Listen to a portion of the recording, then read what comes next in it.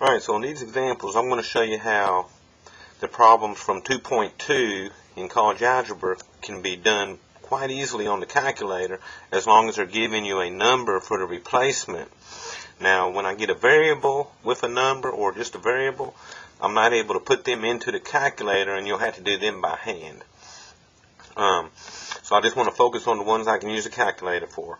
So for this first example, f of x equals x plus 6, I'm going to go to y equals, hit that. I'm going to clear what I have in here, and I'm going to put in x plus 6. Now I just use this button right here for my x with the xt on it, and then I go plus 6. So now I got this function stored into my y1 on the calculator. So I'm going to show you a trick. I'm going to hit second quit, and to get all these values, I'm going to show you a trick what we're going to do. We're going to hit the variable button, vars, V-A-R-S. When we hit variables, we're going to go over and highlight y variables. So let me go over and highlight y variables. Now, we want function highlighted, which it's already going to be highlighted number 1, so I hit enter. Now remember, I put this equation in y1, so what I need to do is, since y1's highlighted, I'm going to hit enter, and that's going to bring y1 on my screen. Alright, so that's going to be like that, right? Now what I want to do, since I want to find f of 0, I'm going to put parentheses 0. So since we put f of x in y1, we can now put y1 followed by parentheses in the function value to make it look just like that. Hit enter, and f of 0 equals 6. Now I can do the same thing to find the rest of my function values. Since this is already put into y1, I can go right to my variables, highlight y variables, hit enter.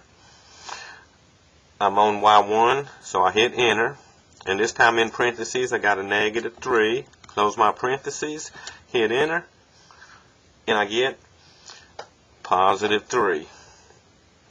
Alright, same thing on f of -17. Hit variables, highlight y variables, hit enter for function, hit enter for y1. It's now on my screen, so hit parentheses, and I need what, a -17, so I'm going to use a negative in the bottom of the calculator. -17, close parentheses, hit enter, and I get -11. Alright, same thing on f of 5, variables, highlight y variables, enter, hit enter for y1, put in 5, and enter. So I get a +11. Now, since this one has a variable with the number, I cannot do that on the calculator. So you'll have to do that by hand, by plugging that y plus 13 in for that x, and then adding your like terms. So next problem, h of r equals 5r plus 5. I'm going to go to y1 equals, and I'm going to put x's in place of the r so I can use my calculator. So let's go to y equals. We're going to clear that function out. We're going to put 5x plus 5. Alright, so let me show you a different way on this. You could do these using the table, but you're going to have a little bit of trouble with the decimal. So, but watch what I'm talking about. On any of these with regular integer values, you could go to second graph and pull up the table. And watch this. H of 5, I will arrow this down till I hit my 5. And if you notice, h of 5 looks like it's giving me 30. H of -7, I can arrow up the x's until I get to -7. So there's -3, -4, -5, -6, -7. And at -7, I get a, looks like what, a -30, right? -7 times 5 would be -35, plus 5 would give me -30. Now, 6.4 is not on my table, so I'm going to quit that screen and show you why I prefer to use the y1. Because now I can hit variables, highlight y variables, hit enter for my y1, and in parentheses I'm going to put 6.4. close parentheses, hit enter, and I get 37. So that's the reason I like to do the variable method on those, because I can put any number into that. Okay, fractions, decimals, it don't matter. When I use a table, I'm limited to integer values that I can look up on it, okay? Alright, let's go to the next one. So I'm going to go to my y equals and put in the absolute value of x plus 4. Now to get absolute value, I hit math. I arrow right to number highlighted. And then the first thing you see in the list is ABS. Hit enter, because that's going to bring absolute value on my screen. Now I got an old calculator. It puts ABS with the parentheses.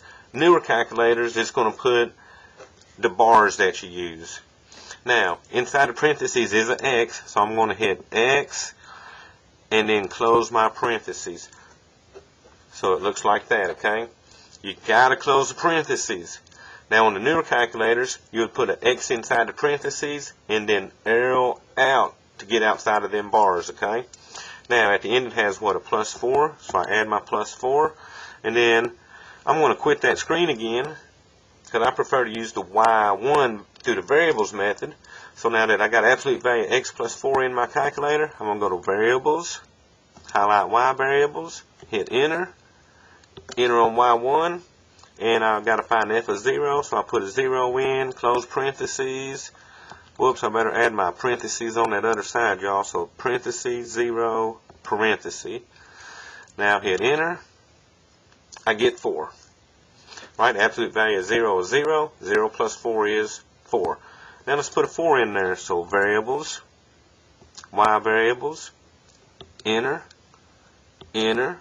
And we're putting a 4 in, so parenthesis, 4, close parenthesis, which gives me 8.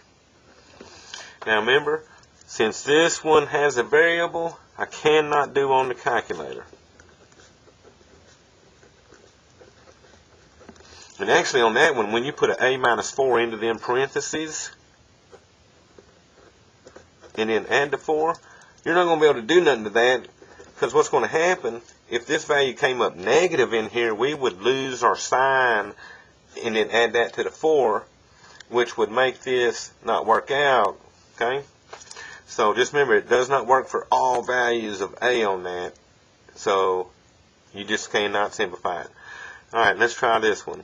F of x equals x squared. Go to y equals, clear that out, put x, and then square it with the square button there, or you could use the caret key and a 2 for the exponent. Okay, so once again, I'm going to quit that screen. Now look, I got 1, 2, 3, 4, 5 values with numbers, and then one with a variable that I know I can't do. But I can fly through these right here. Variables, y variables, enter, enter. First one is 0. Put that thing in parentheses, hit enter, and we get 0.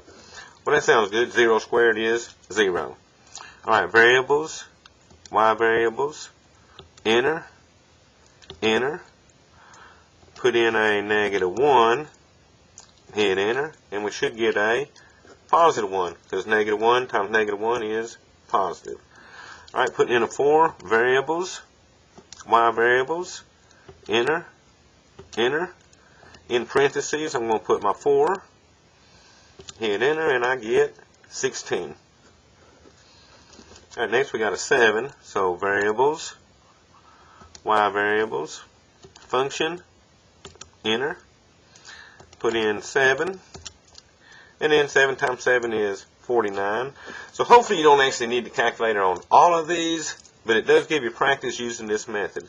Alright, then last one, variables, y variables, enter, enter for y1, parentheses -3. And remember, negative times negative will be a +9. Now you cannot do the -6a, but you would put that into parentheses and square it. And remember, you have to square everything inside the parentheses, okay? Now, y'all, let's try this one. They're giving me a formula for Fahrenheit when you're given the Celsius value, which is 9/5 C plus 32.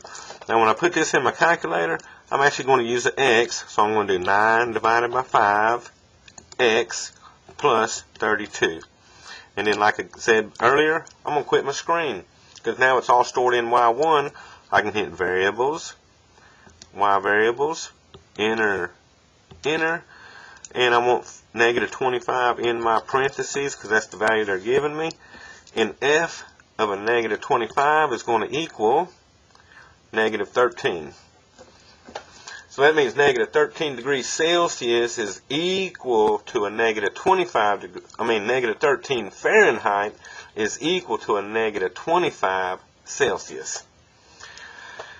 Alright, next thing, they're giving me function to graph. So I'm going to go to my y equals, clear that out, put in negative 2x plus 3.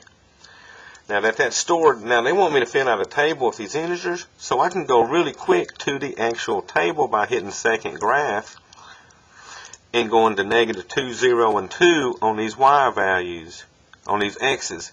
So here's negative 2, right? And that's giving me a value of, looks like what, a negative, alright, so at negative 2, it looks like I'm getting a 7, y'all. Sorry at that. At 0,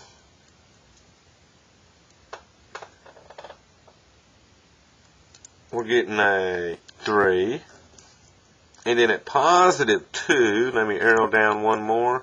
At positive 2, I'm getting a negative 1. Now, I got the numbers I can use on my MATLAB to plot this. And if I want to see the graph, I can hit graph on my calculator. And notice I got a line going down. So let's plot it. 0, 3 would be right up here at 3. Negative 2, 7 would be over here at negative 2 up to 7. And then 2, negative 1 would be 2 over, down 1. So there's our line, just like on that calculator. Alright, so one more on this example. Let's go to y equals.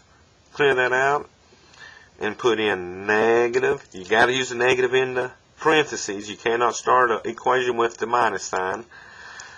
X, and then hit that square button on the left side. So now I got negative x squared. If you got the new calculators, you got to arrow down from that exponent so that it'll get down here and put a plus 1. Okay? So now I got x squared plus 1. I'm going to get my table values by hitting second graph. So let's see, at negative 2, I'm at what? Negative 3 it looks like.